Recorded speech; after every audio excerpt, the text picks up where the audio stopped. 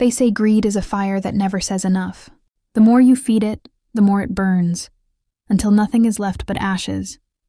This is a story told by elders under moonlight, a story meant to warn hearts that refuse contentment. It is the story of Okorie, the greatest hunter his village had ever known. Okorie lived in a small village surrounded by thick forests. From childhood, he showed signs of greatness. While other boys missed their targets, Okorie never did. His arrows flew straight, his traps never failed, and his footsteps were as silent as the night wind. By adulthood, his name was known far beyond his village. When Okorie entered the forest, animals trembled. When he returned, his basket overflowed. His barn was always full. His wives wore fine cloth. His children never knew hunger, but despite having more than enough, Okorie was never satisfied.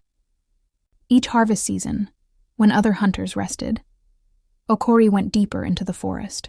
When his neighbors shared stories by the fire, he sharpened his arrows, whispering to himself, "There is more out there. I must have more."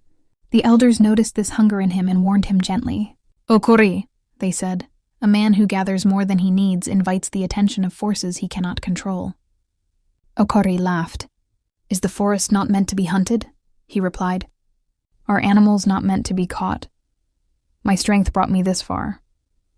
The elders shook their heads but said nothing more. One evening, as the sun dipped low and shadows stretched across the forest, Okorie decided that the next hunt would be his greatest yet. He prepared more traps than ever before, twice what any man had set in one night.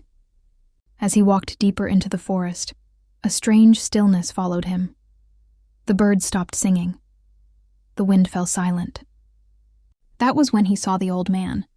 The man appeared suddenly, leaning on a staff carved with symbols older than time. His eyes were deep, like wells that had seen many seasons. "Good evening, hunter," the old man said calmly. Okorie nodded but did not stop walking. The old man spoke again. "You have taken much from this forest. Tonight, take only what you need." Okorie scoffed. "Old man, the forest fears my arrows. Stand aside." The old man sighed. "Remember this," he said quietly.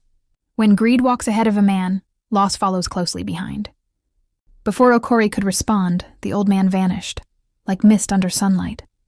Okorie felt a brief chill, but he shook it off. That night, the hunt was unlike any other. Animals filled his traps, antelopes, hares, even a rare deer.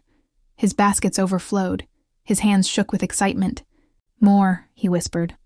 "There can never be too much." But as he lifted his final catch, the wind returned, howling violently. Trees bent. The ground trembled.